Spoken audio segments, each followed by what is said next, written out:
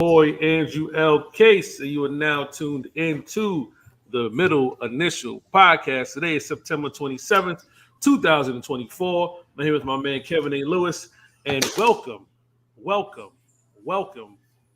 I don't want to say welcome from the dead because he wasn't dead. He definitely was alive, but he was definitely not around. If he was dead, there would be a whole lot of other questions going on. Right. Yeah, but it's the glorious overdue return. What do you call it, Kev? The most decorated guest we've had. He's been here several times. He made the most appearances. Jets insider Chris Nimbley is back, man. Chris Nimbley is back. Nims. No, I was like that. What is going on, man? It's cracking. Not too much. Definitely wasn't dead. Definitely quiet. Definitely decided to go quiet for a while. Listen, we're gonna talk about this soon because of what Kev's gonna get right into once he starts talking. But you guys know this, man. The Jets are pained and depressing and toxic and everything. And I covered this team for a long time when they were bad, and it was the same bad every single year. And then, that it was just so depressing by the end of every single year, just walking in that building and just like I'd walk out and I could just feel all the negative energy just dripping from me. And I take that home with me. And then I had no emotional investment in this team, but it was still rubbing off on me and still wearing me down like I'm wearing a 50-pound vest or something. And then my wife got pregnant, had a little baby boy. So I just decided to focus all my energy on that. The Jets weren't worth it. I popped up a little bit in training camp to see what was going on with Zach Wilson and everything. But I mean, come on. We want to talk about negativity. Yeah, but then, so the thing is, I used to make in training camp was the NFL needed a beat writer exchange program. Like student exchange program where like you get a kid from like Turkey to come and stay with the family here, right? And they switch. And I wanted to go to Green Bay to go watch training camp practices with a real NFL quarterback to see what that was like. Because I was tired of seeing Sanchez and Mark Brunell and Tim Tebow and Tim Boyle. Wait, Chris, wait. A beat right exchange program because of the PTSD is wild. That is wild. That's where my brain, like that's how bad things were covering this team. That's my brain had to go to there constantly. So that's where it went. And I needed some time off. And then magically, Aaron Rodgers is here. And then last year, obviously, I was like, okay, I'm showing up. I was ready to do it. I went to that first game and I left at halftime because I was just like, I know where the rest of this season is heading now. I need to protect my peace. So I did that, and now I'm like, all right, let's go back. Let's see. Let's give it another year. And I mean, I think Kevin can finish it off from there. Keep that ball rolling because same type of energy there. Yeah, because Kev just hit us with a kind of a ill segue into the start of the show that I was not expecting. So not only is this the return of Chris Nimbley, Kev's name is Mike put the clown mask on. I asked him, what's the clown mask about? And Kev, tell the people what you just said to me and Chris. I might start rooting for the Jets again. Now, I think some of the reasons are obvious. I'll explain though. I was watching the Jets Patriots last week, and obviously, like case we go back, like I love Aaron Rodgers. Like I love watching Aaron Rodgers play football. I can't sit here and pretend that watching him play well doesn't make me feel anything. I can't sit here and pretend that. Like, I'm sorry, I just cannot, right?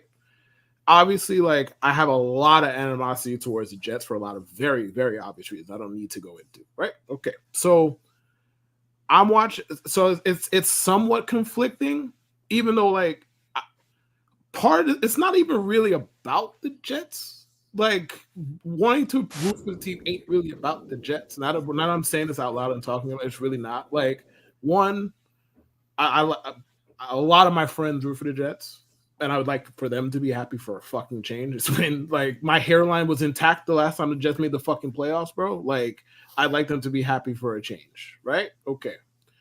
And in the spirit of the show, I guess Jude's not here yet, but I'll drag him into this, and we could circle back later on once he shows up. The more the Jets win, the more I get to dunk on him. That is a massive part of this because I thrive on negativity. Let's just call it what it is. I thrive on negativity. The more the Jets win, the more Will McDonald sacks the quarterback, the more I get to talk shit, and that's what I want to do: talk shit. The more Aaron Rodgers does well, the more I could talk shit.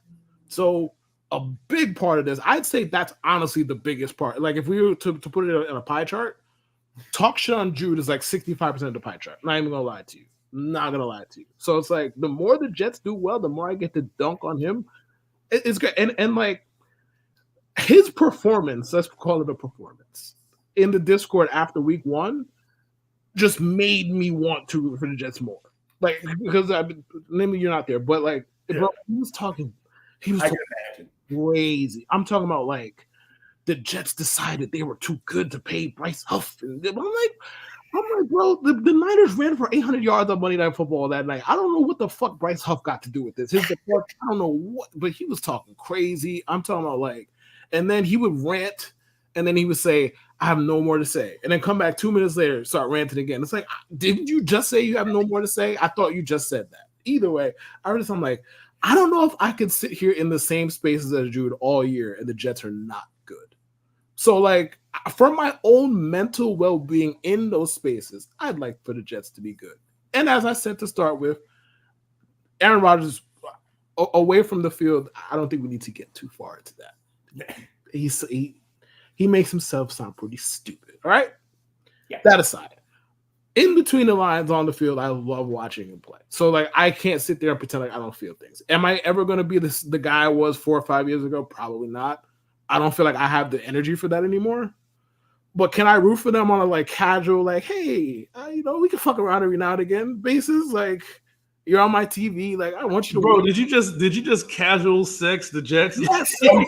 Yes. Like, I wasn't gonna spell it out, but thank you for doing it. Yes. Yeah, my fandom is conditional. I'm shameless about it. I don't give a fuck. My fandom is conditional. God. Yes. Like, we have history. Yes, I could backslide every now and again. We could get it in for 3 hours, and then I go on about my day. Monday, Tuesday, Wednesday, Thursday, I'm not really concerned about you. Sunday comes around, like, all right, for 3 hours, like, we could share a moment together. And that's that. I respect it. That is the I'm tweeting out now, just friends with benefits, never mind. Yeah, why not? Man, listen, I'm shameless, bro. The Jets don't pay me shit, bro. I'm gonna come and go as I fucking please. They don't pay me shit. The Knicks don't pay me shit. The Yankees don't pay me shit. Now the Yankees is kind of different because like there's a tie with my mother. Okay. Like my mother got me into the Yankees, so I wouldn't let them go for that alone. But like you also got a lot of positive from 100%. Yeah, 100%. Like, I mean, the Yankees have a $300 million payroll. They're going to be competitive by default, year in, year out. So like, I can't even sit there and be like, oh, I'm so mad, I'm going to quit the Yankees. It's never came to that at all. So, but if it ever did, say, my mother got me into them, so I wouldn't. But the other two, like, you don't pay me. Like, what do you mean? Hey, listen, when people say, oh, how can you cheer for the Mets? So this is bad. I said the Mets at least made it to a World Series in 2015. They gave me the audacity of hope for one season. It was a magical run. And even though we lost in 5, it was still one of the best experiences I've had as a Met fan. And during that time, that same year, the Jets were 10-6. And guess who? And guess what happened at the last game of the season? Ryan Fitzpatrick shit it away. So hey, and then they brought him back the following year for 2016. At least in 2016, the Mets went to a wild card. The Jets, never forget. That's the Jetsiest Jets thing ever. Never forget. Watch that season. Like, okay, this was unexpectedly awesome and fun. They didn't make the playoffs, but we weren't right. And then we were all like, there's no way this works year 2. Right. But they ran it back and they paid them. It's the Jets. They lost the staring contest with Ryan Fitzpatrick. Yeah, man. Bro. Hold That's out all that really needs to be training said. camp, even, and all the players were like they were, except for Brandon Marshall and Mangold. The rest of the team was like, nah, fuck this. We're going to and guess what? Guess what Gino doing now? All these people told me about the bum Gino is so quick to run him out. Yeah, okay. This is what happens when you go from taking a quarterback in college who literally doesn't have a playbook. They just hold up those big cards, those big 4 of them. That was the playbook. Just one of these 4 things. Right. And then you go rookie year, you're learning the West Coast offense. That's the most difficult offense to learn. That was never going to work immediately. But of course, and then it's like, oh my God, I can't believe this didn't work. Well, so that's what the Jets do. That's why Kevin's. It's when you're young, it's whatever. Once you get to a certain age, you can't allow something you have no control over to have that much control over your emotions. You got it. Casual. If this is fun, this is cool, and I get it. Be happy for your friends, but you're not gonna let the Jets beat you down. Yeah, and then once Rodgers retires and they get another Zach Wilson in the building, exactly, you ain't gonna see me around. Okay, let's hope that the transition of power is a peaceful one.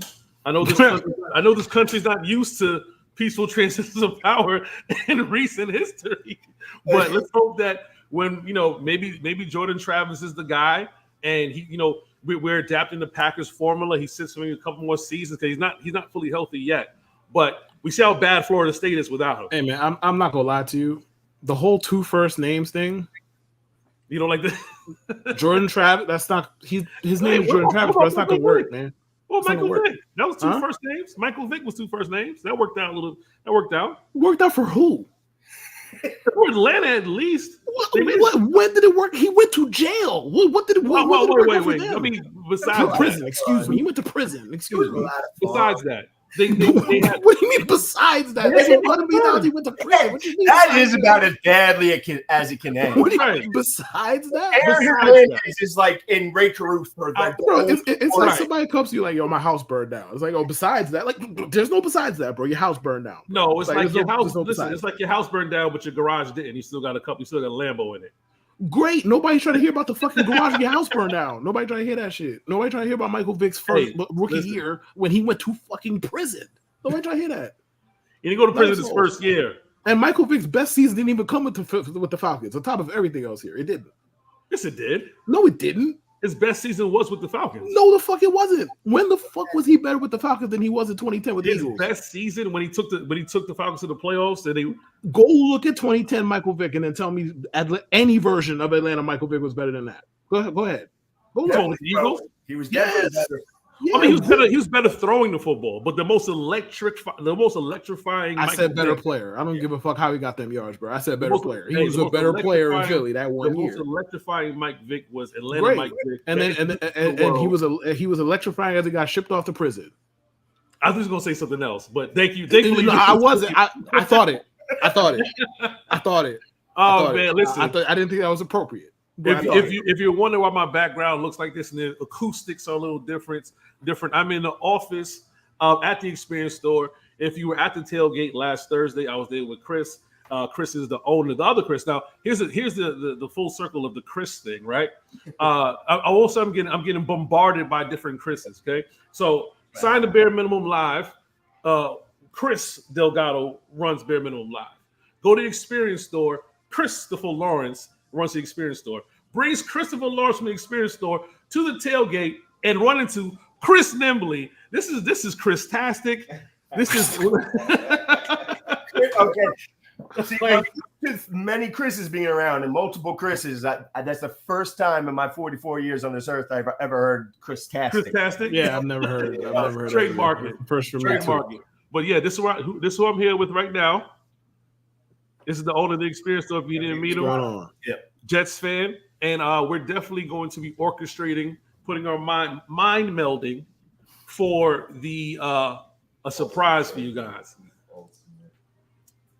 I battled with this, not long.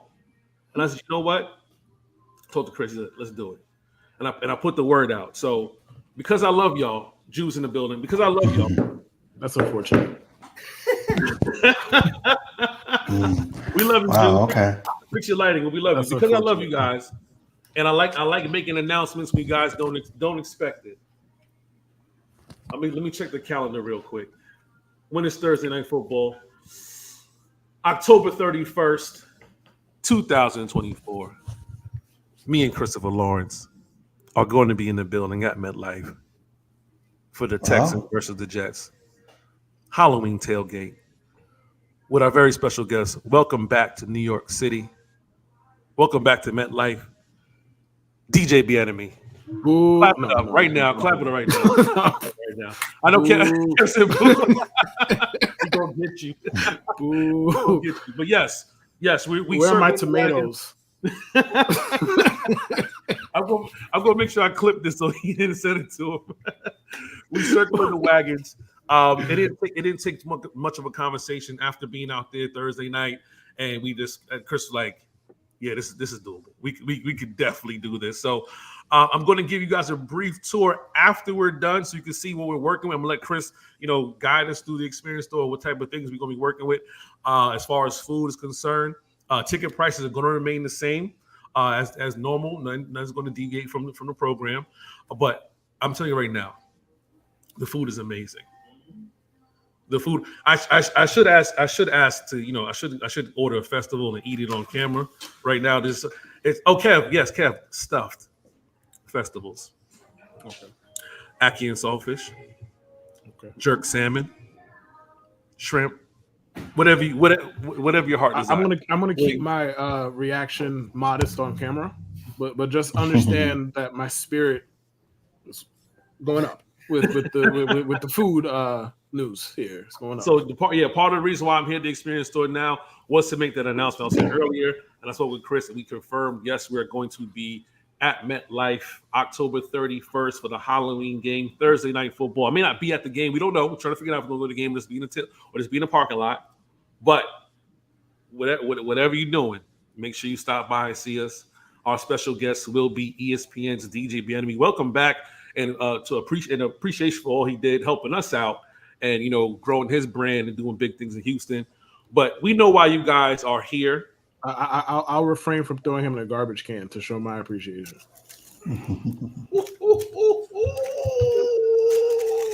I'm gonna have to beat my mic. Hey man, we got a show to record. Yeah. What kind of special? Yes. That looks fire, but Oh. all right. I'll see you guys next week because this looks like it's going left. See you guys next week. Look. What is going on right now? You're making love to the food. What the fuck is happening, bro? What's going on?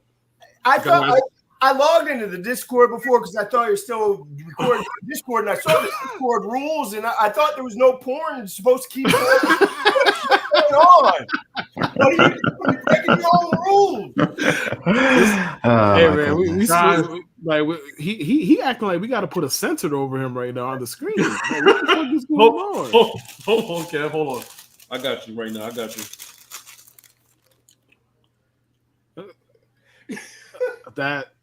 That's the worst censorship I've ever seen. The worst.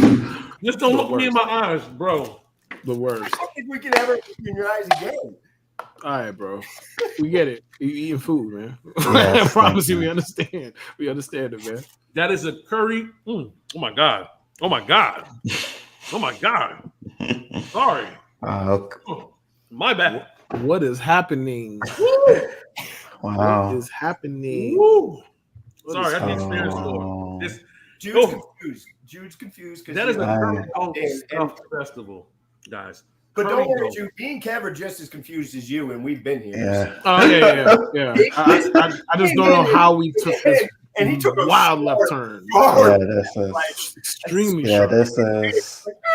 I mean, this is like Instagram where DJ Bienemy. Next minute, I'm looking at him devour food in my face. It's like I didn't sign It was really normal. It was really normal. Just like It's curry though. Stuffed in a festival, Kev. It's curry though. I'm sorry. Man, I'm just here to talk some football. I'm sorry, guys. I'm not supposed to be talking about NFL. This is supposed to be a semi-family show. We're here to talk football. Jude is here. Let's start. Jude, you can start since you're the last to arrive. Sure, I'd love to start. And I know Kev is rearing to go and hear about this. So, your thoughts on the season? Well, week 1 looked pretty grim, but so far through the next 2 weeks, we saw you in the Discord. Yeah, week one looked pretty grim, but the next 2 weeks it's looking better. And I mean, it's a long season to go and everything, but right now, if you're optimistic, you have reasons to be. There are some slight concerns here and there, but for the most part, as of right now, I think there's a reason to be optimistic. Aaron Rodgers looks better than I personally expected, so hats off to him for that. Will McDonald looks absolutely amazing, better than I expected. So also hats off to that. The whole Will McDonald thing. Can you remind the public the kind of bullshit that you were telling me about Bryce Huff for the last 4 months? Go ahead. Oh, I thought they should have kept Bryce Huff. He was impactful to the team, and yes, you want to pay a part-time worker full-time salary. You want the team to do that. Okay, keep going. And it seems like so far Joe Douglas made the right decision. As of right now, we will see. But Will McDonald is ascending. He's doing pretty well. I had a tweet out there, an unfortunate tweet that said, "Does Will McDonald exist?" And since I tweeted that, he in turn started existing. So props to him. But overall, wait. Sorry to cut you off. Okay. What percentage of your tweets is not unfortunate? I would just like to know. I'd say 95%. Why lie? 95%. That's like me saying 95% of my existing hairline is still here. It's the same thing. Like, we have a minus 1,100 line, and you put $20,000 on it. What? He said 95% of his tweets are not 95%. 95%. No, that's not how this works. You think 5% of your tweets are bad, Jude? Yes, only 5. Okay, maybe 6% to be fair. How do I say this without coming across like a jackass? There's no way to say it. I'll just say it. Can you read? I can. And when I read my tweets, it's in the moment. You read tweets and you come to the conclusion that 5% of them are bad, bro. There's no way. Okay, you know what? You're right. No more, and I'm telling you, your tweets stink. I don't even follow you no more, bro. I haven't followed you for 6 years. I'm not even on Twitter. I deleted my Twitter, and I know that the tweets right, exactly right. You know Jude's tweets stink because you know Jude. So okay, you know what? Based on this information, I'll lower it to 90%. So 90% of them are good. You're just pissing me off now. Anyway, keep going with Go ahead. Keep going. But yeah, the thoughts of the season are pretty good. There's not much that really bothers me right now. I'm excited about Rodgers. Rodgers is exceeding my expectations. I don't know. He just says he's exceeding my expectations. What were your expectations, Jude? Okay, since we're going into this, I expected him to be close to like 20th range. You know, he's coming off an injury. Might be a bit rusty. Now, you said you were expecting him to be 20th. You were happy for him to be 20th best quarterback in the league, were you not? Because I expected the defense to be good, very, very good, exceptional. I didn't ask for a reason. I just asked you: would you have been happy if he was the 20th best quarterback in the league? Is what I asked you. Somewhat, yes. After watching Zach Wilson. I watched Zach Wilson. Okay, so then just say yes, Drew. No, the somewhat wasn't fucking necessary. It wasn't. Like you've been beating me over the head with I'll take the 22nd best quarterback in the league for as long as I fucking known you. Don't hit me with the somewhat now. Don't. It's unnecessary. Thank you. Oh yeah, those are my thoughts. Nothing too crazy. I'm very happy with where the team's going right now.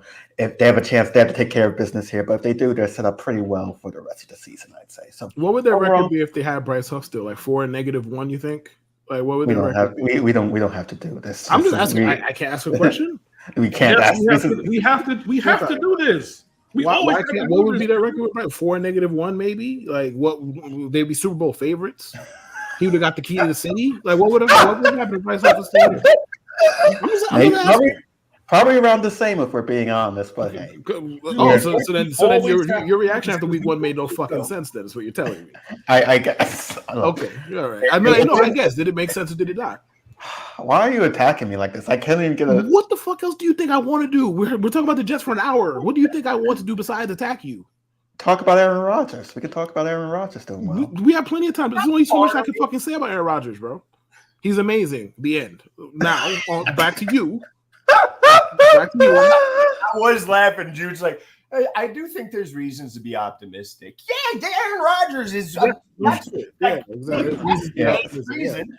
Like that's enough of a reason. And I went to training camp, and I was a little concerned at training camp because he was like every time he'd plant his back foot, if somebody came off quickly off the edge, he looked real slow getting out. But I was like, all right, is this just a training camp thing? He's not pushing it, or is he? But the one thing that was blatantly obvious from a positive standpoint is that arm is still magical. That it was obvious throughout training camp, and it's on display, obviously, in the seasons. You saw one thing with the NFL. The first 2 weeks of the NFL is basically just the preseason now, so you can't really judge too much from it. But you saw last week, Rodgers was running around again. He was mobile. Now he's obviously not going to be what he used to be. But this isn't. I was a little concerned that there would be a little bit of a Russell Wilson, scramble around and buy time anymore. He won't be able to. I don't. He's not going to be what he used to be. But the drop off ain't anywhere near as big as I thought that might have been. The arm's still magic. The legs work much better than I thought. So like it's on the rest of the team to protect him and Mike Williams. But yeah, that's optimistic, dude. I see Kev's face, and I know he's going to say something. I know he's going to say something. No. For once, it's not about you. I was going to say, with the Russell Wilson comparison came up, the Jets won't be paying $75 million for Aaron Rodgers to go away. Yeah. In case he's not paying attention because this is directed towards him. But that's fine. That's okay. It's just fine. Yes. And I mean, some of the throws Rodgers is making, like, I've never seen so many long third downs converted in my life as I've seen Thursday night. It was like 3rd and 10, 2nd and 16. I'm like, Jets are actually converting them? Like, it was 26 first down. I got tired of doing the first down thing after a while. Oh, I'm doing the Braves chants. I got tired of doing the first down thing after a while because it was just so many of them. So I'm just like, wow, this is amazing. Yeah, that's what Tom Brady used to do. That's what Patrick Mahomes does. That's what you see Josh Allen doing now. Like, I mean, their schedule hasn't been anything crazy, but right now you see them at 3rd and 17, and I'm not worried. Josh Allen's going to pick this up one way or another. That's what having an elite quarterback buys you. Is all of a sudden you're in 3rd, whatever, you can still make a play where like your life as a Jets fan, dude, if you are in 2nd and 8, you're screwed. So like, that's what the quarterback buys you. Which is why I always wonder why I take the delay of games. That's the only nitpick I have is why I take those delay of games. You can pick up those yards easy. Just take the delay of game and that's Aaron Rodgers. Take the time. That's Aaron Rodgers old school. He's not quite the way that they do stuff now with sending it into the headset. He's got his own way. So there is some things with Aaron Rodgers you have to take a little bit of negative with it. Let's speak on that real quick though, Chris, because that is the only hang up that we've had. Sorry if I was on mute and I was talking with the other Chris, because he just blessed me with the Jolly Rancher jet. Guys, just come to the tailgate. We don't need to watch you drink it seductively. You can just drink the Jolly Rancher jet and go. We don't need to watch you have a long montage drinking it. He's drinking it with passion. Hey, this is called promotion, okay? This is advertising. If you're passionately slurping away, ever in Brooklyn, in the Canarsie area, right here on Rockaway Parkway. Come down to the Experience Store and get you a nice, lovely beverage or stuffed festival or coffee. You know what I mean? I'm going to walk around. That's my laptop is fully charged, and you can get it's croissants, it's the French toast muffin. Okay. All right. Anyway, football. So let's talk about the Aaron Rodgers situation, right?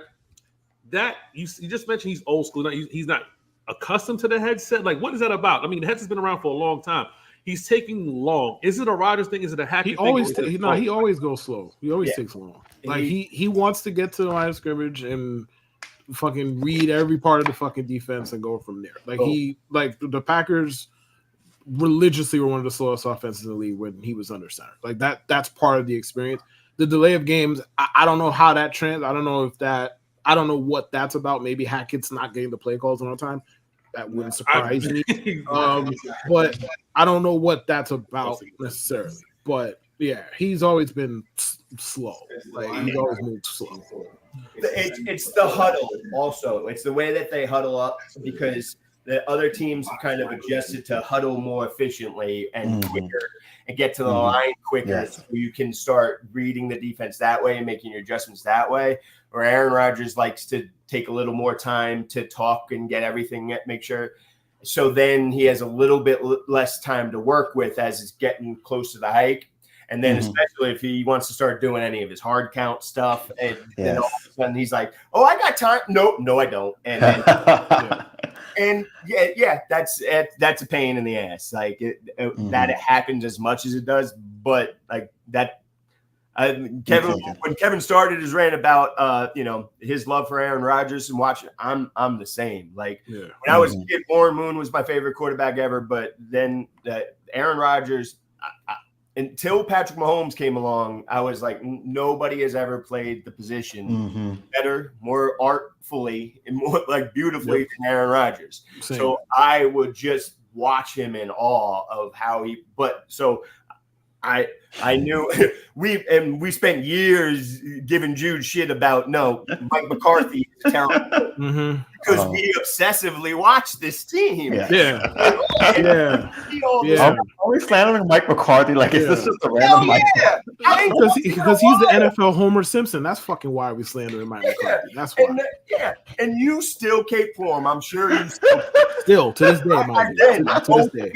But how many Pro Mike McCarthy tweets do you think you have? More than 5%, and all of them are bad. All of them are bad. So that I mean, all of the tweets in general are bad, but that's oh my goodness, all of them are Mike McCarthy. I will say the only tweeter worse than Judas Sauce Gardner, but I digress. Go ahead. I will say my favorite part about Aaron Rodgers is the offsides, the way he calls offsides, and he just knows immediately to throw like a great strike. Like you watch Daniel Jones get an offside, he throws a horrible pick. You watch Aaron Rodgers get an offside, he throws touchdowns more often than not. Like that's amazing. That's like the best at that ever. He is getting the hard count, getting them to jump, and then throwing a dart to somebody. So my question is, it hasn't hurt us yet with the whole delay of game, running the clock low and everything. It hasn't hurt us yet. We did blow 4 timeouts in 2 second halves in the past 2 weeks. And the other Chris makes an excellent point about the offensive line getting together, getting out there quicker. And same thing. Chris Dimley said, it's like it's Chris-tastic today. It's been 10 days. What are we doing come Sunday? Are we even more crisp? Are we even more smooth? Because this is just the first 3 games. Now, the San Francisco game is I'll be at the Albatross. You know what I mean? We could just throw down the mulligan to get it out of here. It doesn't matter. We play Tennessee. People had low expectations about Tennessee. And, we should have won handily, especially was up 17-10. I didn't like the play calling from that sequence. They ended up tying the game, and we ended up winning 24-17. We looked like Jude and I were in the building. That game, the Jets were so dominant.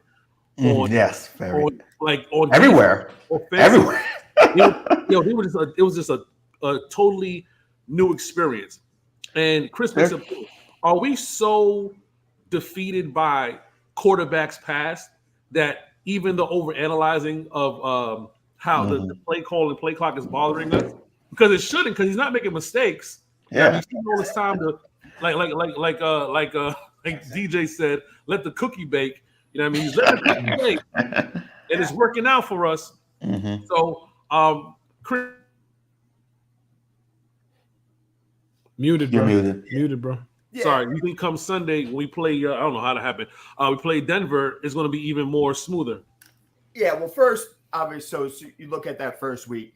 Now, I thought going into that game, Jets had a much better chance, but 49ers vibes were terrible all training camp. They got their first round draft pick got shot like a week before. Jesus Christ. Damn. Funny, but it's funny. Were awful. I'm Jesus. And then they come in. Historically, the loser of the Super Bowl comes out and gets waxed week 1. So, this was all looking like, okay, things are going to set up nicely for the Jets here, but I'm not going to be able to take anything from it. And then it went the opposite way. It looked like San Francisco was ready to go right back to the Super Bowl, but we couldn't take anything from it. Look at what happened to them the next 2 weeks. Then Tennessee, they play. That defense is on the field that entire San Francisco game. Then they have to go to Tennessee on the road. They fly back to Jersey, then back to fly to Tennessee on a short week. I'm like, this is a bad spot. Tennessee's not great. Good defense, much better defense than expected, but that's a bad spot. So I thought that they might come out of that looking awful. And then, again, short week. To follow up, they play 3 games in 11 days. Now, luckily, it was the Patriots this year. You guys get to enjoy that. Luckily, it was the Patriots finally. The true test, as Drew calls them. But so the true test. Now they're rested. Now they come out of this 3-game stretch of 3 games in 11 days, and now they have a week and a half to come back. Broncos. Tough defense. They're going to have a lot to deal with on their hands, but now they're rested. They have time to shore things up. And then again, you just look around the league. First 2 games now it's first 2 weeks is preseason still. Everything's such a sloppy mess because teams aren't playing their starters, and even if they're playing some, they're not playing all. And so it's just the first 2 weeks you just kind of you're half what you're expecting to be, and you're just hoping to get by. They got 3 games, 11 days, 2-1. They rest. Now, obviously they got the injury to Morgan Moses. Got to bring the rookie in there. Maybe there's some hiccups there. And again, Denver's pass rush, legit. Patrick Surtain back there. Garrett Wilson numbers, I'm not expecting big things from him this week. But you still – you're nitpicking if you're worrying too much about the delay of game because Aaron Rodgers and everything else. And you take the delay of game if you're going to get those offsides and the touchdown on the offsides. And if you're going to get those 3rd and 13 throws, you're going to get, he had some of those throws to Lazard Lazard knows exactly where to be. We all know what Lazard is. Lazard is not like a dynamic weapon. He was quiet quitting last year. Relative. He's not a dynamic, explosive weapon, but he's going to be where Aaron Rodgers needs him to be, and he's going to. Wait a minute, Chris. We have some for that. We have some of the Alan Lazard topic of conversation since we mentioned him. Yeah. Is the Alan Lazard apology completely loaded? It should be, based on what I've heard from people on this show. It should be. I mean, if by people you mean me, I meant people plural, people besides me. I meant people plural. So, out of all the moves that the Jets made when Aaron Rodgers first showed up, this wasn't the worst one. I didn't like it though at all because I felt like we could have gotten something better at wide receiver. Who signed right after that you were lamenting that you just didn't sign? We are bringing that up. I wasn't lamenting that he didn't. Answer the question. I'm answering the question. Okay. I didn't lament they didn't sign. I was pissed that he signed, and it felt like we weren't doing nothing. Juju Smith-Schuster got signed. Okay. And I was pissed that the Jets weren't doing anything because I at that time felt like Juju was one of the few quality guys left that wasn't OBJ. Like OBJ was Juju and whoever else, right? Okay, but then you also said you'd have preferred him to Lazard. Like I asked you that directly, and you said this. I mean, I would have at that time. I would have at that time. So I just wanted to clarify that for the people. And It's why not like we're Lazard having this came- segment is that. It's not like shit Lazard that. came out and was a world beater. Aaron Rodgers gets Who hurt. is a world beater catching passes from Zach Wilson? Who? Hold on. Who? Hold on. Bring the Garrett name. Wilson. Who? Garrett Wilson. He's not a world beater. His statistics do not bear out world beater. Go look him up. Am I wrong? The thing is, Garrett Wilson did what he did with 6 bad quarterbacks 2 years in a row. Right. Alan Lazard quit on the team last year. Admittedly, I don't blame quit him. on the team. Hold on now. Mm-hmm. And to be fair, in preseason, the reports from Antoine, from everybody else, from Rich, everybody else, is that he looked bad with Aaron Rodgers dropping passes. Are we talking about practice? Hold on. We talking about practice? Hold on, Kev. And to follow that up, week 1, San Francisco on drive number 1 or 2. Yeah, first drive. Mm-hmm. First drive drops the third down catch for a first down. So if the apology template is loading now because he had 2 good games after, I'm fine with it. But it took a year and 2 games for it to be this way.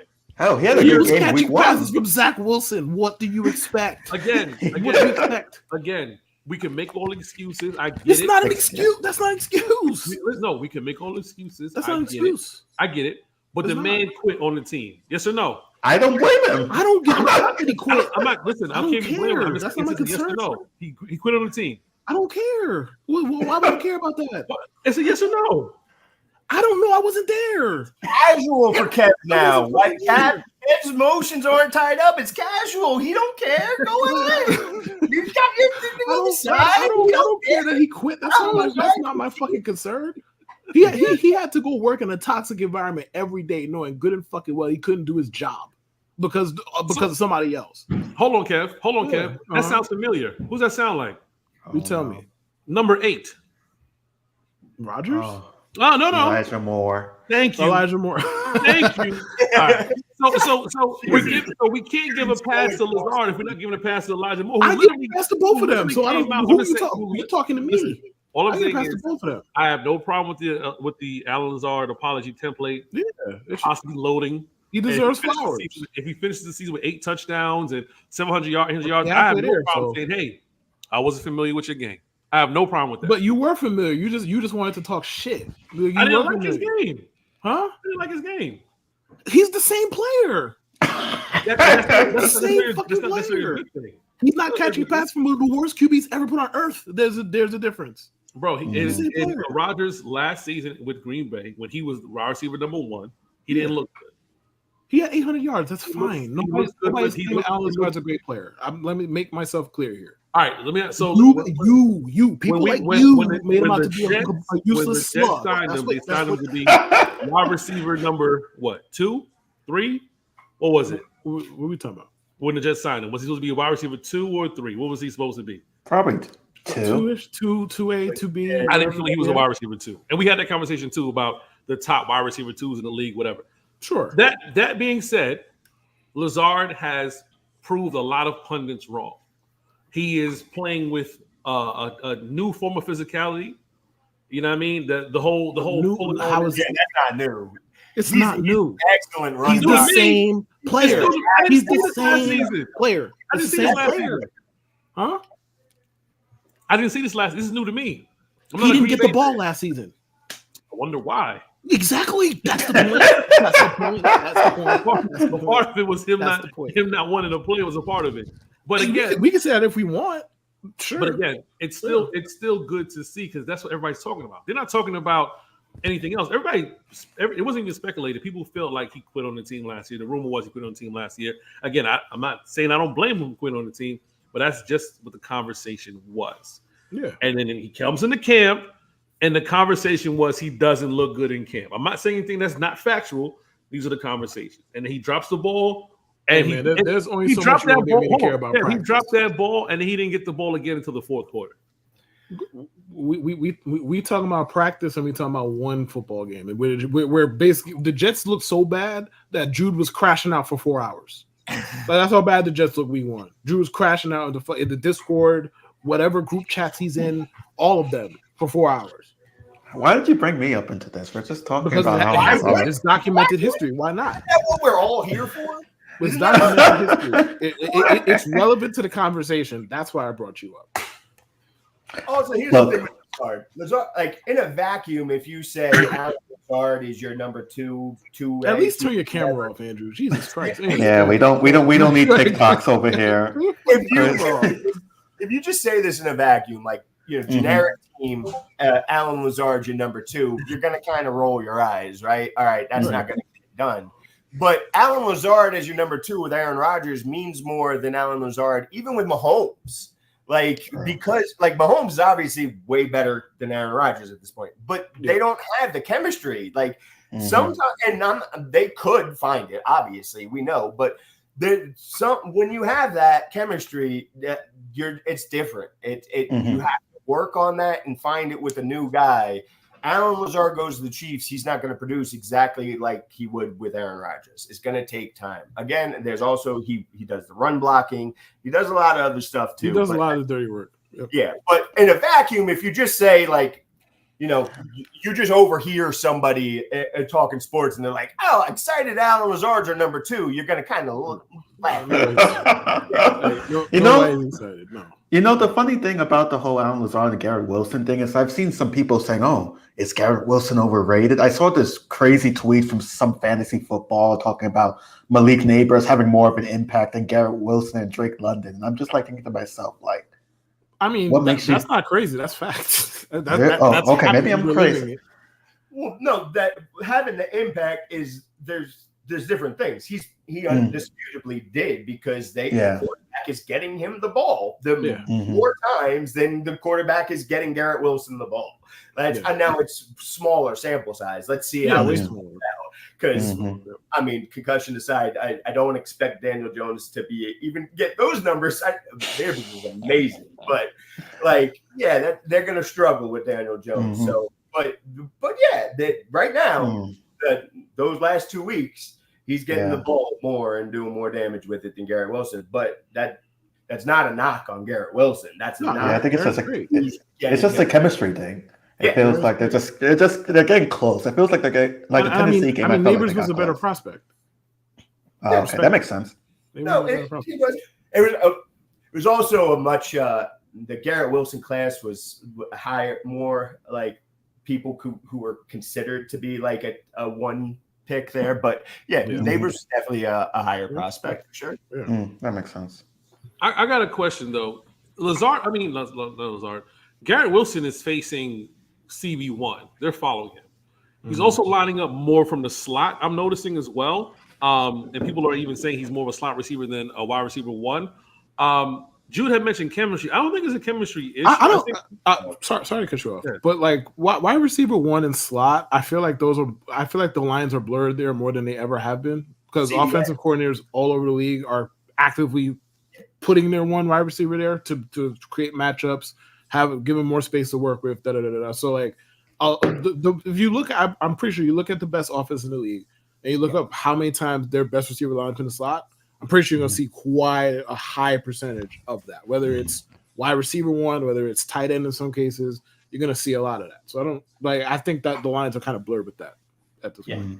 Garrett Wilson should line up in the slot more, quite frankly. Play calling aside, but Jude had mentioned chemistry.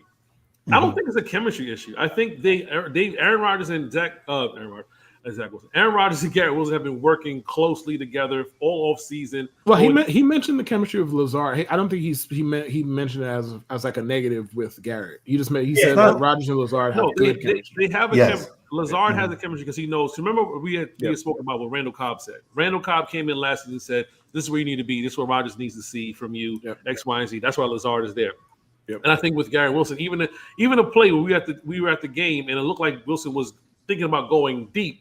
And Rodgers went back shoulder. Wilson turned around and he tapped his chest like, that's on me. So Yeah, like he tells me like that's on me. So listen, man. But besides the familiarity aspect, and obviously, like you'll with more reps, like you'll get more familiar with what Rodgers wants and what Rodgers will do. Bro, it's a different fucking world playing with Aaron Rodgers as opposed to Zach fucking Wilson. Like, it's a different fucking universe, bro. Like, yeah, like you're not expecting. If you're covered with Rodgers, sometimes you're still open. If you're open with Zach Wilson, you ain't open. So way different, very different. And Tim Boyle and Ray Lucas and whoever the fuck else was playing quarterback for the Jets last year, all of them, yes, like different experience. The Garrett Wilson and Aaron Rodgers built that chemistry last year in training camp. I saw it last year in training camp. We haven't seen it on the field as much as I've seen it in training camp practice because he played 4 snaps last year, and you got Zach Wilson and Tim Boyle. Like that's the thing. And now this year, that week 1, they couldn't get anything going offensively at all. And then week 2, it was a little sloppy. Took them a little bit going. So they're just getting it rolling as an offense. Period. You will see the chemistry between Aaron Rodgers and Garrett Wilson. I promise you that. As long as those two stay healthy, you will see that on this year. It's not. But Kev's indisputably correct that it just right now we haven't seen it yet on that type of scale. Because sample size is so small, and understandably so. But that it's gonna come because they've put in. I'm not worried about it. Yeah, you know that there's. That's like the only Jets related thing you're not worried about, 100. I'm not worried. I'm not worried about Aaron Rodgers. I mean, that's not like defensively. Whoa, you were singing a different tune 3 weeks ago, baby. You definitely were. We don't have to talk about this. 3 weeks ago. Yes, we do. Last year when you were telling me they were better off. Yes, we do. Remember when he was telling us that they were better off trading for Derek Carr, signing Derek Carr outright instead because he would stink quietly. Remember that? We're in it there. Real quick, Judah was sitting there ready to aggregate the whole account to go attack you about Derek Carr's first 2. Thank you, Philadelphia. Vic Fangio, thank you. I'm gonna send flowers to your fucking job. Thank you so much for stopping that nonsense for a week. Appreciate it. Thank you. And then Carr looked very pedestrian. Carr throws a touchdown pass in a game where he had like 58 yards in the third quarter. Here comes Jude adding me in the Discord. Fuck out of here. Right. Shameless, the most shameless individual I've ever met. Right, Jude. Why are we talking? Who did you draft in fantasy at quarterback? We're in a 2-quarterback league. Who did you draft? I drafted Caleb Williams, and I drafted Brock Purdy. Like, bro, you've been polishing Derek Carr for as long, 3 years, 4 years, 2 years, however long. And we did an entire quarterback redraft, Chris, for our show. We did an entire quarterback redraft. Brother, do you want to know who the 32nd pick was? Or 33rd? I don't remember how many quarterbacks we drafted. I ended up with Derek Carr because I had the last pick. He didn't even get drafted. That's how bad it was. He didn't get drafted, bro. Drew drafted Nasty Man over Derek Carr. Drew drafted the short dude who played for the Panthers over Derek Carr. Y'all talk. I'm not surprised, though. I mean, Alex Smith. Bro, right. Alex Smith guy. Bro, he sat there and said all his positives about Carr. And he said, all right, let's do a quarterback redraft. He doesn't take him. And then we have an actual fantasy football team. He takes the rookie, Caleb Williams. You didn't even look at Derek Carr. And guess who has Derek Carr on their team? I do. Oh. So okay, so look where you are. Let me read you some of the names of the people of the star-studded names he took over Derek Carr. Baker Mayfield, Nasty Man, Michael Penix, bro. Michael Penix ain't seen a snap in the National League. And he took Justin Fields, who was a backup at the time.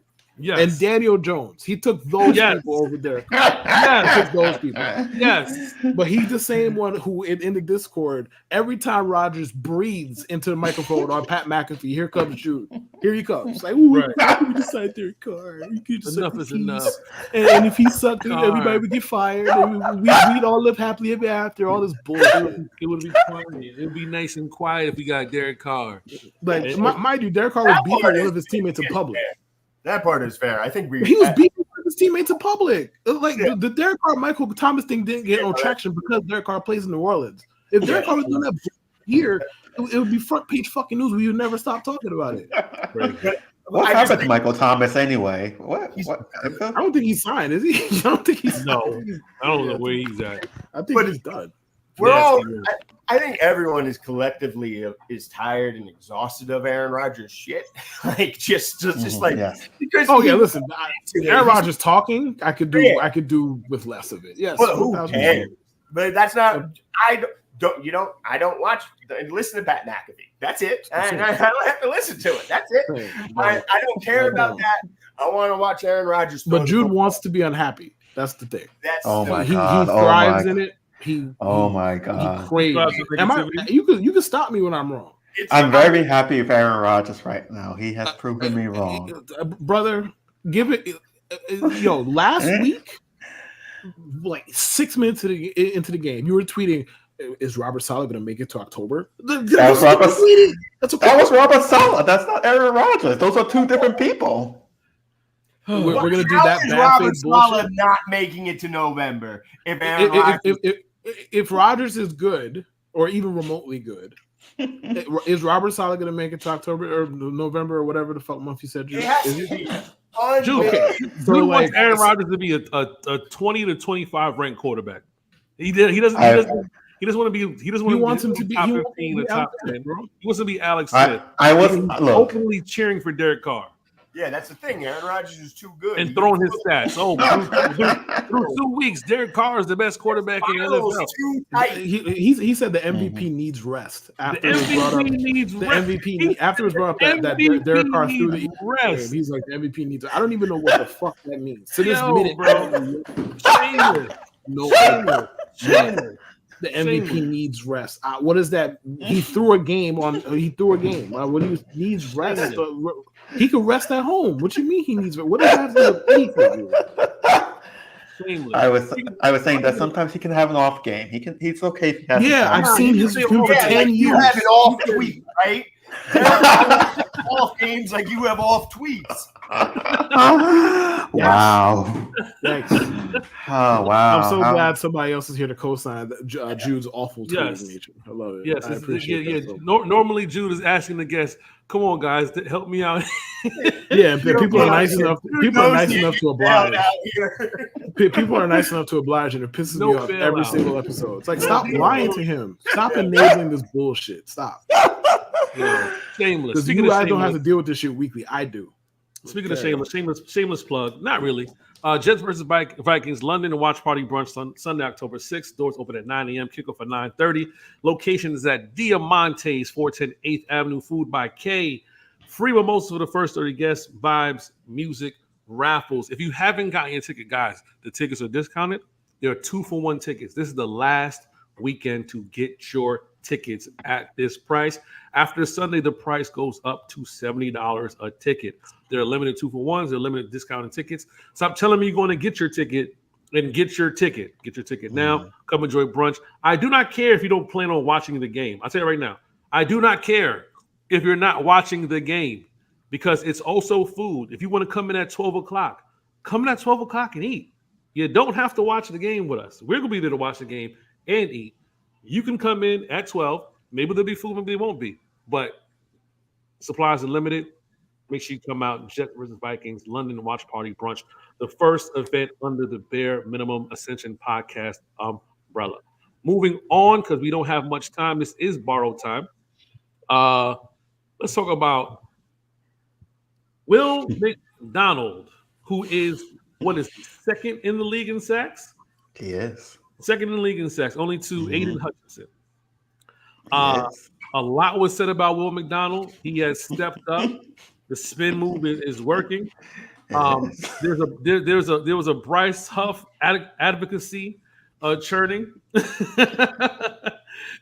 Kev wasn't here last time, so he has some thoughts on Will McDonald and what he's been doing as of late. Go ahead, Kev. Man, listen, whatever my emotional investment is, I don't really like being fed stupid shit in general about anything. I just don't. And I'm not here to say that there was no argument that the Jets couldn't have taken somebody else over Will McDonald. I'll start there. I'm not here to say that.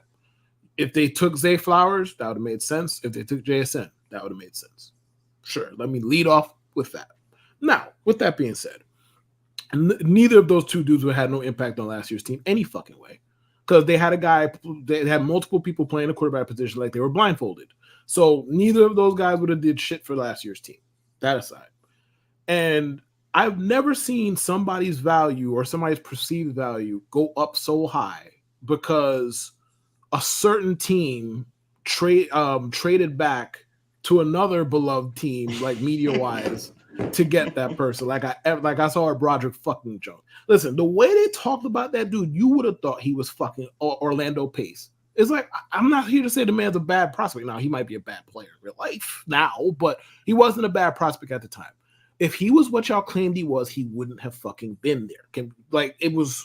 The conversation was absurd. I know y'all love Bill Belichick, and I know y'all love the Steelers. I get it.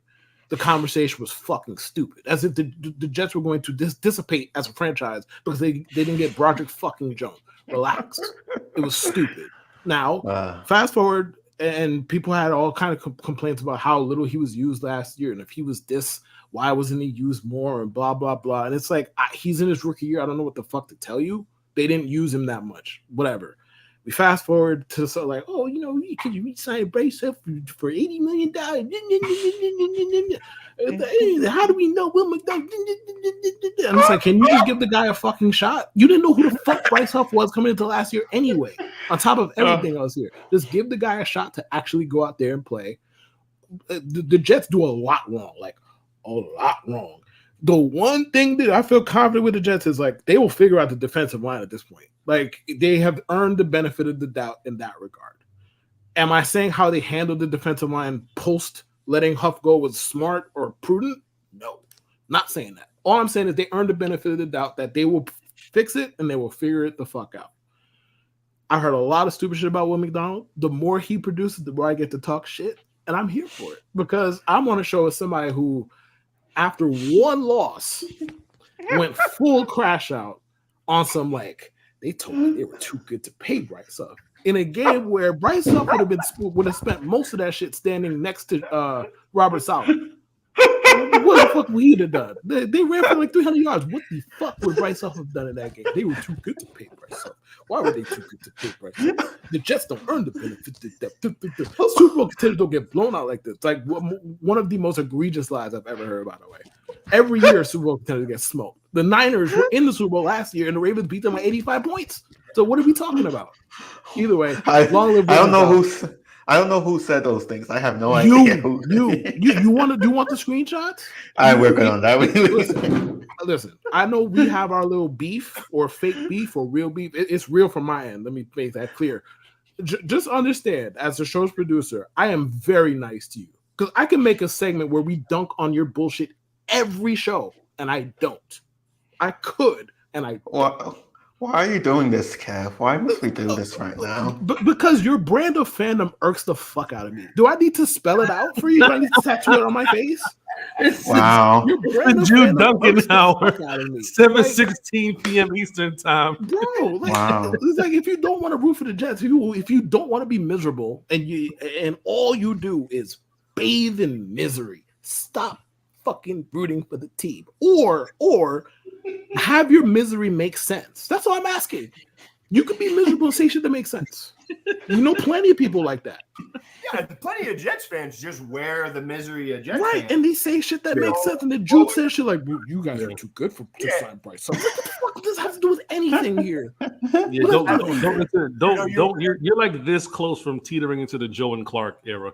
And you don't want to do that because all I'm asking is your misery to make sense, man. Bryce Huff in Philly, you aware how many snaps he's getting? Like what, 18%? Vic Fangio was going off of him. Yeah. I saw. The funny thing, the reports of training camp were telling you the same shit. They were telling you the same shit.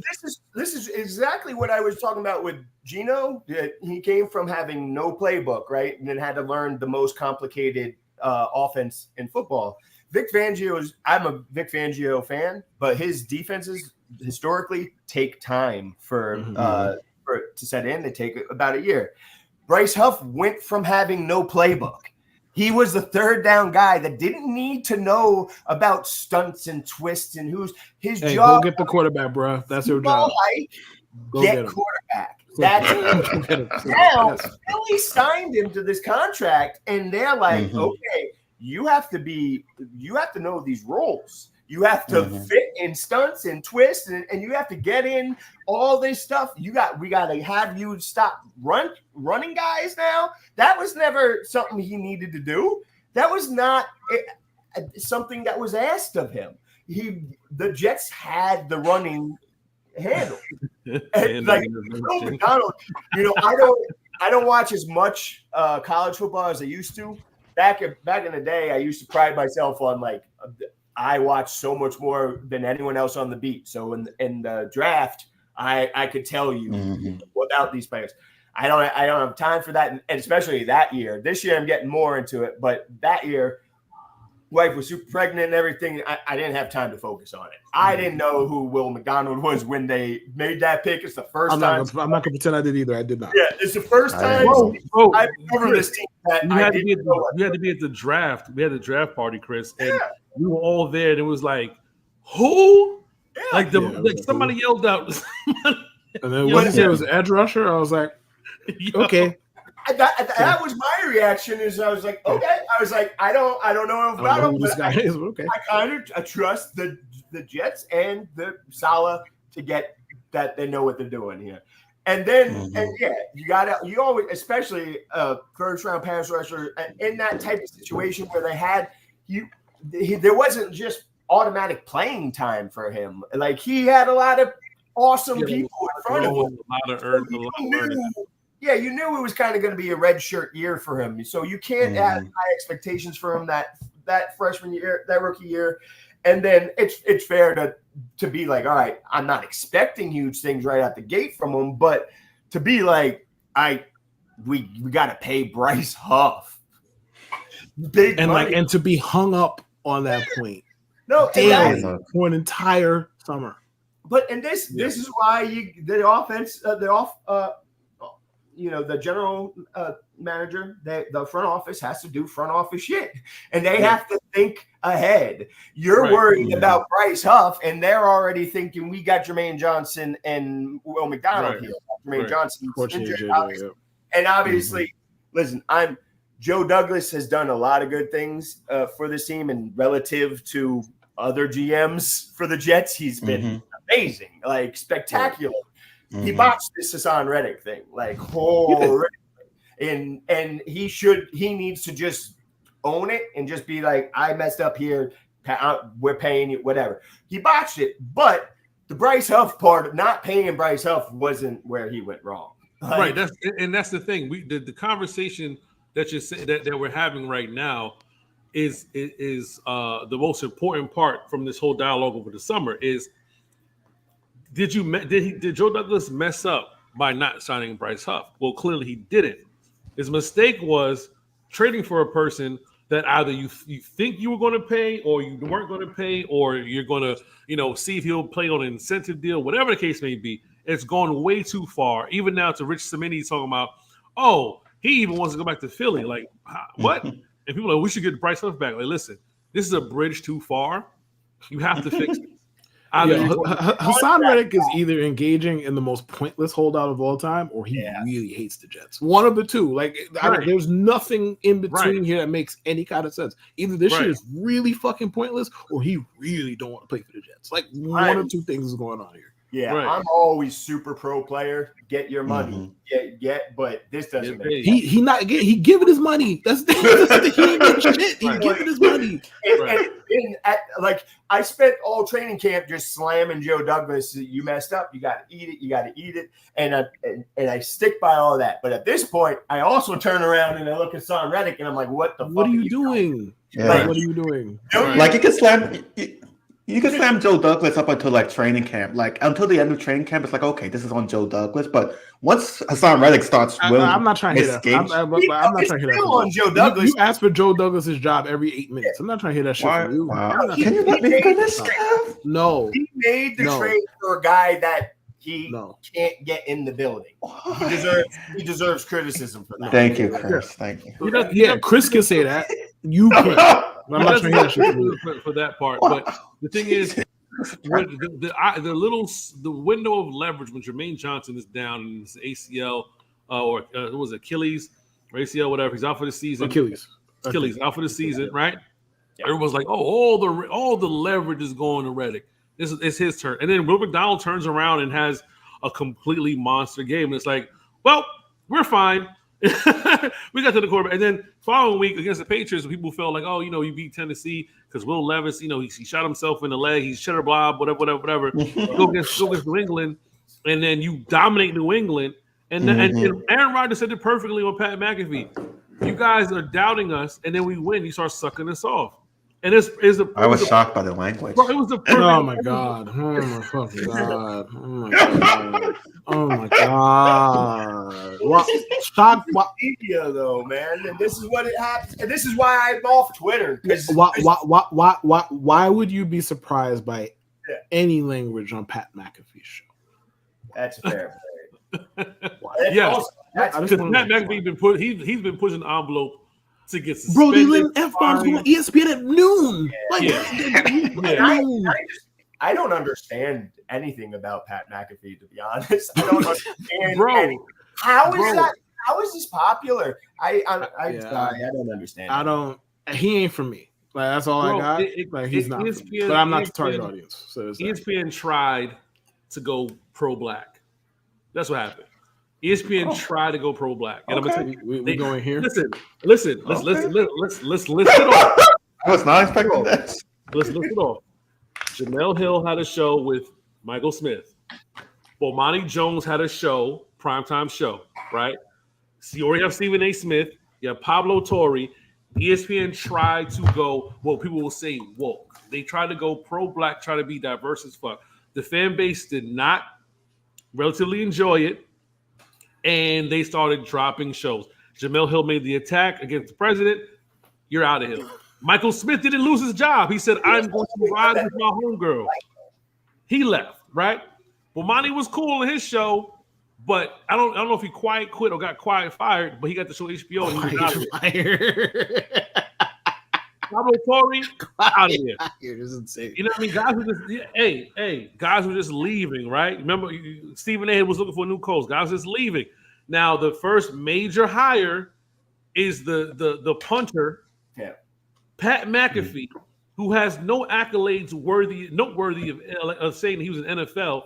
He's blonde, he's white, he's big, and he hangs out with AJ Hawk.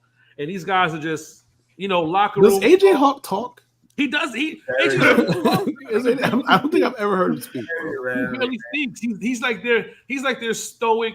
That's a fire job, bro. Don't give me that job. Just stand there and look at the mic for 2 hours and say nothing. I would ace that job. Give me that job. Listen, like 10 words a show. Just give me that job. ESPN knew what they needed to do. They got their base back. They wanted their base, and they brought Pat McAfee to bring in their base. And that's what. And Stephen A. is saying when he's saying because he's catering to because Stephen A. It caters to the conservative base. This whole Caitlin Clark conversation, Stephen A. just caters. I was not expecting this. I am paying as little attention to this Caitlin Clark stuff. Every time I see something of it, I just run. Bro, the Indiana Fever got eliminated. They got eliminated, and they're talking as if the whole entire WNBA playoffs is done. They're talking like it's not like AJ Wilson is still there. The Liberty are still like they're talking like the whole thing is finished, and it's like I think it's the LeBron effect. Listen, whatever it is going on, right? ESPN they lost consumers, and they're trying desperately to get a certain sect back. And in that case, in that instance, they're alienating other people now. What ESPN needs to do is go back to what they were doing. And just have journalists. Like they just got rid of Zach Lowe. They did. They're not going back to journalists, bro. They stopped caring about / marketing those types. Cared about stories. I mean, shit. That's part of the reason they let Zach Lowe go. Right. Part of the reason. Like they I'm don't not fucking market for information because no one's reading. Remember Kirk Goldsberry and Goldsberry graphics, all that stuff. And the thing is, like, nobody's reading partially because of, I guess, where we are as a society. That's part of it, and part of it is that they stopped fucking marketing that shit. Like, they stopped. They were just like, all right, we want loud and toxic. Essentially, that's kind of what the model is now. We want loud and toxic reactions, right? And it's why they talk about the Cowboys every single fucking day. When basketball season comes around, it's did LeBron breathe the right way today? Did he tie his shoes the right way today? What rap song did LeBron listen to today? It's on and on. It's the same shit over and fucking over. That's what sells because the people that's what the people that watch want to see. They don't cater to people like, you know, like me, for example. I'm not trying to watch that shit. It's a huge part of the reason why I stayed quiet. I was quiet for so long because I look around at media and it's just like, all right, this is how you got to do this to I don't want to say this stuff. I'm not saying shit I don't believe. I'm not going to sit there and do all this nonsense. I'm going to tell you what I think, what I see. I'm going to translate what the Jets tell you to what it means. Like that's something that, like, you know, I do that. The Jets put this out, Robert's out, whatever, and I'm going to translate for you. I'm going to tell you. The bullshit translator. Yeah. Yeah, that's exactly it. But I'm not going to sit here and just give out hot takes just to generate nonsense, just try to get people riled up, except for Jude, because, you know, and you didn't have to give hot takes to get Jude riled. That's the best part about it. See, that's the great part. Why did you put just hold this? I'm listening. Gets riled up. That's great. That's why we're here, Jude. That's the entire conceit of the show. That's why we're here. Like, as much as like I might be in a casual relationship with the Jets at this point, you think I really want to sit here and talk about them for an hour and a half like that? Like, I got to make jokes. That's what makes this work for me personally. Yeah. How do you think Denver's going to do? I'm segueing a little bit with Denver. You don't segue. I think you don't lose, but you don't segue. That was a poor segue anyway. What was the segue? What were you segueing off of? Exactly. I was looking on you. Anyway, about the Broncos. I was changing the top. Dude, you're Sean Bradley. You're awful at it. You're Sean Bradley. Multiple group chats with you. You're awful at it. You should stop. Jude, you're Sean Bradley, Jude. You know why you're Sean Bradley? You're here to get dunked on. Okay. Wow. You don't understand. Wow. We drafted you with a high pick because we thought, you know, you'd be out here on the block, but you're here to get dunked. Wow. On, okay? Yeah. Wow. Yeah. That's crazy. He's the Kwame Brown of this. Wow. I'm just Kwame Brown. He's the Michael Olowokandi of.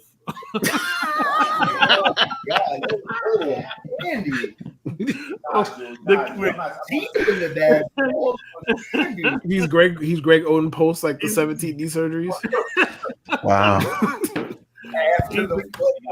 He's Greg Olsen. He's Greg Olsen.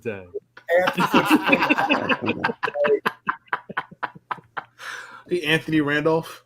Yeah, you're just saying names. I don't even know who these people are. You don't watch basketball. He's saying names. You just watch basketball. The best part about it, we might as well be talking Japanese, bro. He has no idea what the fuck. Right. He has no idea. They're real names, though. Olowokandi was a real All those dude. are real people. Yeah, Michael Olowokandi is definitely a real person. It doesn't sound like a real person's name, but that's a real person. Candyman. Michael Olowokandi, the Candyman. Yeah. That's a real person. We call him Drew Mike Sweetney.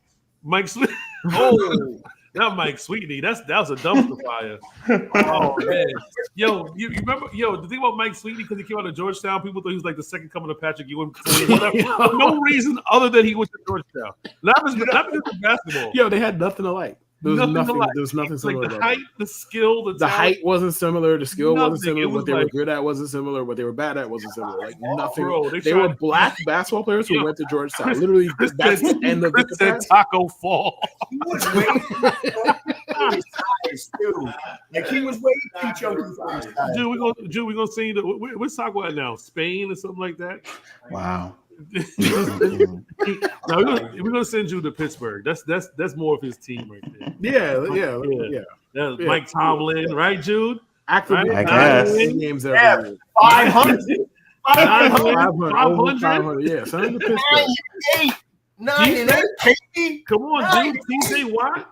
You know what TJ Watt. TJ Watt defense. Oh yeah, I mean the Steelers are fine, but the Jets are where I'm at Ground and because pound, I have high Najee Harris. expectations. No, you don't. Since fucking when? No, you don't. Why lie? No, you don't. With high expectations, I mean playoffs. Get to the playoffs. That's But That's not high expectations. That's not high expectations. That's not high expectations at That's all. all Pittsburgh, bro. That's get to the playoffs is Bro, Mike damn near Tomlin's half the forte. league makes the playoffs. That's not high expectations.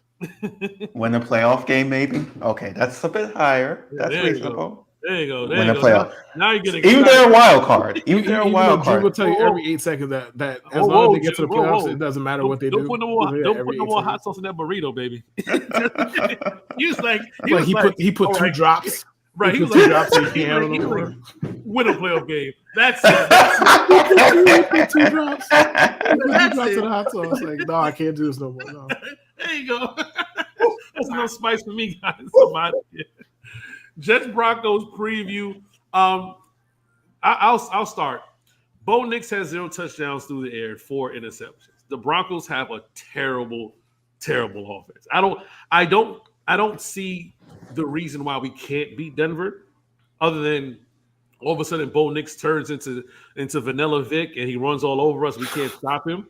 I don't foresee that, however. But he's their leading rusher. That's how bad they are. And then Javonte Williams, whatever, he keeps fumbling the ball. The Broncos don't have an offense. We were worried about the Patriots. Somebody was telling me, Jacoby Brissett. I was like, did you just say Jacoby Brissett? Like, did you just say Jacoby Brissett? Like, when you name a team and you name weapons, you say, Ramondre Stevenson. Okay, cool. They can run the ball. They say, well, Jacoby Brissett's been solid. Jacoby Brissett? He doesn't turn over the ball. He doesn't have anyone to throw it to turn over the ball. That's the hugest part about Jacoby Brissett. Like, Jacoby Brissett by himself, tell me who's around him. Who's around him? There's nobody around him. So nobody around him. If you give me a whole squad around Jacoby Brissett, I might be a little worried, but no. And then so I'm looking at Denver as a team that is relying heavily on a rookie quarterback right now to be their offense, and it's not a good offense. Now defensively, I'm not saying that they can't be beat, but I mean they gave him 354 yards to Geno Smith. You know what I mean? So that's fine. Now he's fine. What I'm saying is it's about caliber of quarterback. Aaron Rodgers is a better quarterback than Geno Smith. I'm not saying he'll throw over 300 yards. I mean, right now he's not. Who? Oh, right now he's not. Aaron Rodgers Geno's playing better right now. Like you want to talk about who you take rest of the season? Whatever. Like Geno's been better. Like, Geno's right around top 5-ish. Like in the last right now, yeah, he is. Like I'm going to say Seattle has a more vertical game, but to complement their running game. And the Jets running game isn't taking off, but I'll say this much. The remedy for the Jets running game is Denver. Because Breece Hall, a.k.a. Breece Lightning, has 294 yards rushing against the Broncos, and I believe 3 touchdowns in 2 games. When the game he got hurt, the first time they played, one of the last Zach Wilson wins. Thank God this game is not a mile high. And then last season, if it was a mile high, it'd have been perfect because you know what I mean? He perfect for who? A player dies on the Jets every time they go to my every time. But Breece Hall has done his thing against Denver. I think he's geared up for this game with 10 games with the 10-day wait. I don't fear Denver. Like people say Patrick Deshaun and whatever. A lot of their power does come from the linebacker position, much less the pass rush, because the pass rush hasn't been that strong this year. The line is good, but a lot of their talent is in that linebacker core. I think the Jets win easily. Oh. I said 21-10 for the Patriots game, and I was off by what? 4 points? 4 on each side, basically. 4 on each side. I'm giving the Jets. I believe Greg Zuerlein owes us a field goal. Zuerlein owes a couple of field goals. I'll be in the building. I'm giving the Jets 30.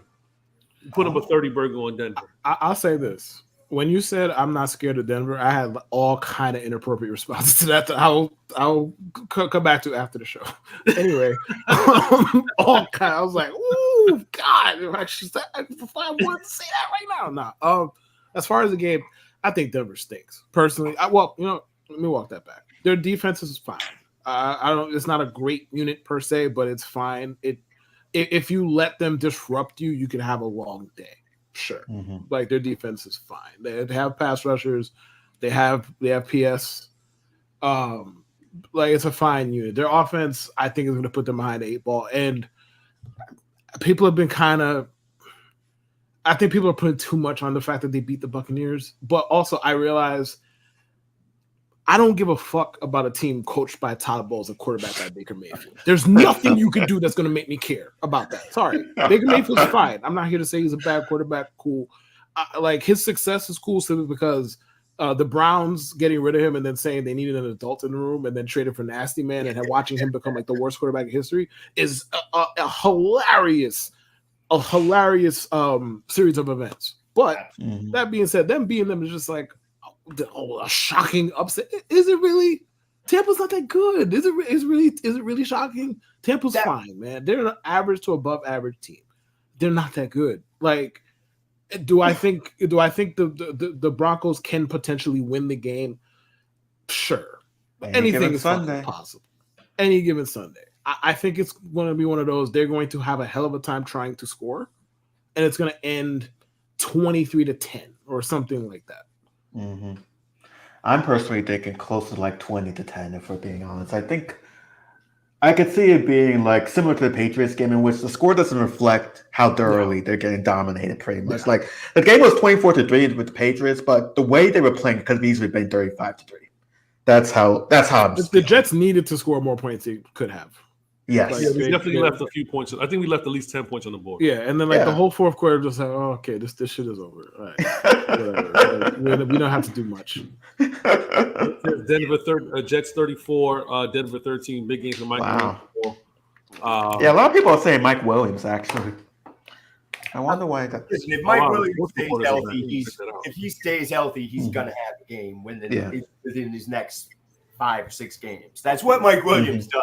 Like you can't count on it for more than like 2 to 4 games at most a year, especially at his big age. But if he stays healthy, he's going to give you. That's Kev's line right there. Oh, I love the at his big age. It's so great. It's so great. His big age. But like, you're old, motherfucker. I love it. Okay. We've been talking about Bryce up. If you want to talk about somebody that the Jets maybe shouldn't have gotten rid of on that line that they could still use, John Franklin Myers is more somebody you should be talking about. For sure. That decision, when they did that, I was like, huh. And then he traded for Reddick, and I was like, okay, it makes sense. But then I wasn't paying attention, and now I'm like, oh, well, yeah, you should lock that up. All right, but so Denver's got a good front. They can generate a pass rush. The Jets should be fine, especially, Morgan Moses, the rookie in there, fine. They should be fine to be able to hold that up. Offensive side of the ball, or the other side of the ball, Bo Nix, I watched Bo Nix when he was at Auburn, and I had one of those like, oh, yeah, this dude is trash, and he's going to always be trash, and he will never be anything but trash. And then I watched him little bits the last couple of years, and I remember watching him Oregon last year and being surprised, and I'm like, oh, he is better than I thought. But I still didn't think anything of it. And then, like, all offseason, I'm listening to, like, people I respect from the NFL being like, no, there's something here with him. And I'm like, I don't buy it. I won't buy it. I still don't buy it. What I will that was a good setup. The Seahawks and the Steelers in their first 2, that's tough for a rookie to do. So I don't know how much we can judge there. And then, like you were saying, Kev, that was just a bad spot for them to play the Bucs that week. No Vita Vea, Antoine Winfield out. The Bucs were riding high off their first couple games. They were going to lose that game no matter what. That's how the NFL works. That game says nothing about either team. That's just how it goes. So I don't think we've seen as much as I'm a doubter in Bo Nix, I don't think we've seen enough where I can be like, yeah, I was right. But I'm still looking with this defense, this Jets defense, who they're not as deep on the line, and that's going to be a problem further down in the year. But right now, this defense is still, with Jermaine Johnson injury, whatever, they're still going to be able to handle the Broncos fine. I won't be surprised if the offense is a little slow to get riled up. Maybe they'll Maybe it'll take him a little bit, but I think I think you guys are right about it'll be closer score wise than it actually felt like. So I could see something like 24-13s, but it's never gonna really feel like they were threatened.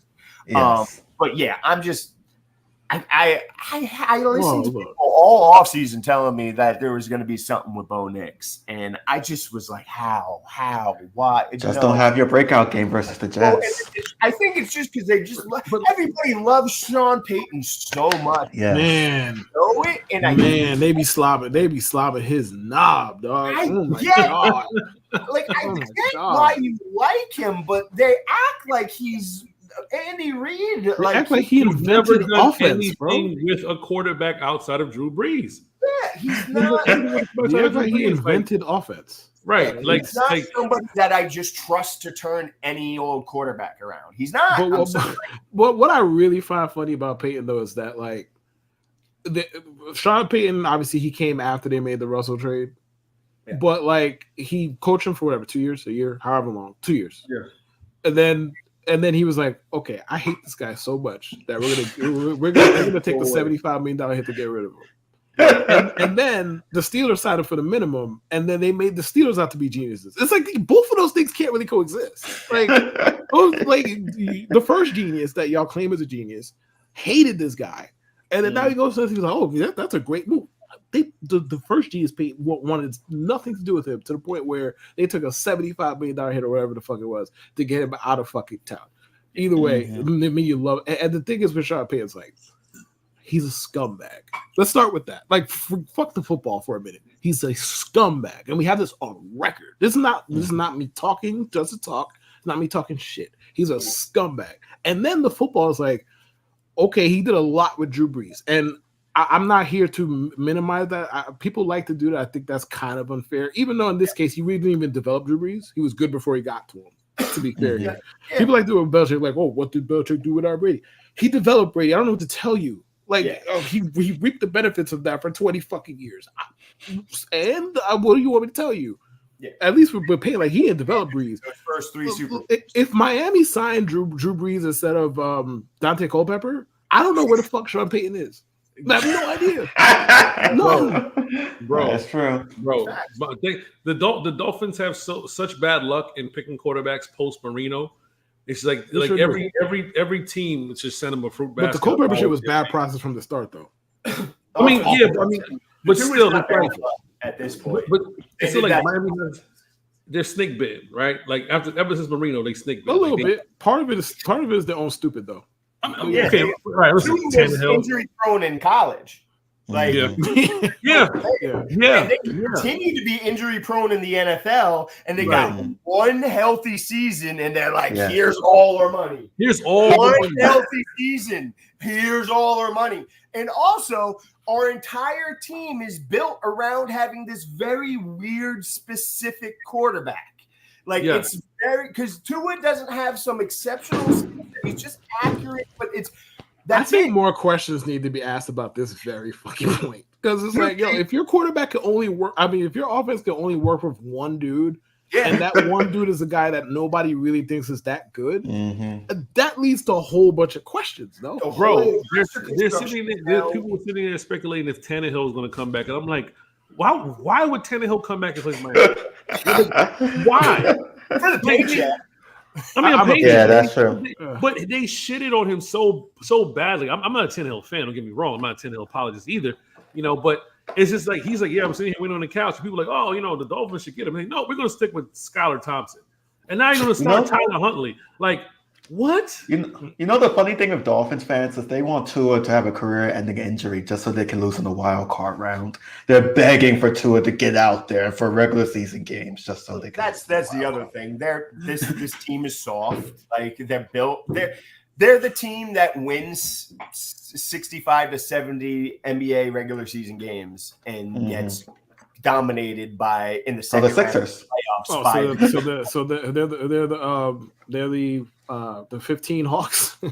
They're the Hawks. Yes. They're the Suns of back in the day. Yes. They're gonna run up and The down. Hawks won like 64 games, and not one And did person was not- like, you know what, this team is gonna go places. It's like nobody said that. Because they're built for regular season track stuff. Right. But at the end of the season, when it gets cold and you're only playing against good defenses, that team is worthless. That team And is you're not- great in September. It's worthless in January. And you're not People winning. talk about Tua's- You're not winning the division and say I can get a home game, a home playoff. Yeah. You keep with the wild card, and you know you have to win a division. Like you got to win those 12 games. You know this for a fact. Like 0-7 in the playoffs, like in cold weather.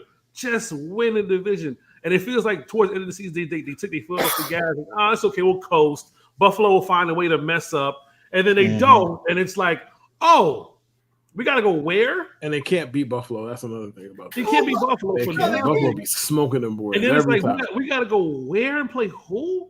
Last year, we're all watching the Chiefs. We're all watching the Chiefs like, wait, this team's not the Chiefs. They're not. We know what team in the Chiefs in the regular season. Yet, as we're all like, they might lose in the first round of the playoffs. No, they're not. Nobody actually thought they were going to lose once they saw it. And then they smoked the Dolphins. Yes, in the next day, I was like, oh, yeah, now they might lose again. We're back to not trusting them. Because we know it's a regular season team. It's crazy. But I'm about to wrap this up. The story is about to close. Let's take a quick walkthrough if I can. Oh, my God. I got to carry my mic with me. That's what happens when you're 48 years old. You sound like that when you Shut up. Damn. What happens when you're 48 years old? All right, so You make all kind of noises when you get up. shut up. This is the experience store right here that I'm in right now. They're about to wrap up. I'll give you guys a good look. So on this side is where the magic is made. On this side, as far as beverages, coffee, juices, smoothies is made on this side of the store. And then on the other side right here, I mean, they're closing now.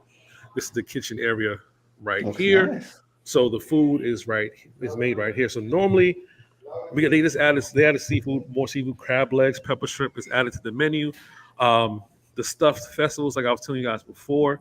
So we have oxtail, curry goat, shrimp, jerk salmon. They have fried chicken. It's a lot. And then of course the seating area, because I could have definitely sat out here and did the podcast out here, but people still hear the music was going. So this is the experience store in Canarsie on Rockaway Parkway. That's who was responsible for the food that you were passionately devouring just now. Yes, but within good reason. I mean, the food is amazing. The place is hospitable. This is a great tour. This is see real Chris? good. There's Chris right there. He's making some juice. It's amazing decor, bro. I want y'all to see this pop smoke painting, though. This is what I want y'all to see. See this pop smoke painting right here. Oh wow. So, Chris, what's the story behind the pop smoke painting? Remind the people. So that right there was in one of his last posthumous videos, Demeanor, featuring Dua Lipa. That he was actually represented through a painting. This was the actual painting used inside that music video. Oh wow, that's very So nice. Pop Smoke's mother actually donated this painting to the experience store. So yeah, man. Look forward to that, doing stuff. If you now, Kev, does this background look familiar to you? Oh, that was at the draft party, right? No. Come on now. Just put me behind it. Oh. I didn't shoot it here, but I didn't shoot it here, but I. You gotta put up the photos now, man. Just you come here like you gotta put up the photos now, man. Show off the bad bitchery. Chris, you didn't. Mike's muted, bro. Yeah. I had to sit down real quick. Yeah, we need the people need the photos. And by people, I mean Nimbley. Nim, you didn't see my what?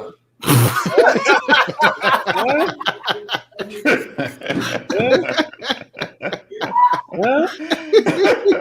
There you go. Oh my goodness! And you can look this good too. Are you wearing the same shirt right now? No, I'm not wearing the same shirt. Okay. Nah, I It's a think different shirt. Oh, okay. That would be really funny if he was though. That'd be really funny. You can look this good too, wearing your dads are cool too.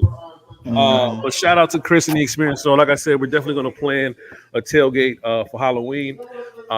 That's October 31st, and yeah, all the food and the beverages are going to come from here at the experience store. So, if you're in Brooklyn, you're on Rockaway Parkway. What's the address? 1454 Rockaway Parkway in Brooklyn. Come see Chris. Hey. Come see Chris. Come to the experience if you're in Brooklyn. Anytime. Also, come check us out at the tailgate. And check I got a movie for you guys. October 31st. October 31st. I'm showing off that whole. Yes, sir. It's going Good. It's going to Talk be a about doozy. It's going to be a doozy. It's going to be fun. Oh shoot, I'm getting all tangled up over here. But yeah, that's about it. Anything else we got before we go? Chris, I know you're not on social media right now anymore because it is toxic. So we'll spare the people the details of letting them know where to find you because you don't want to be found, and I appreciate that.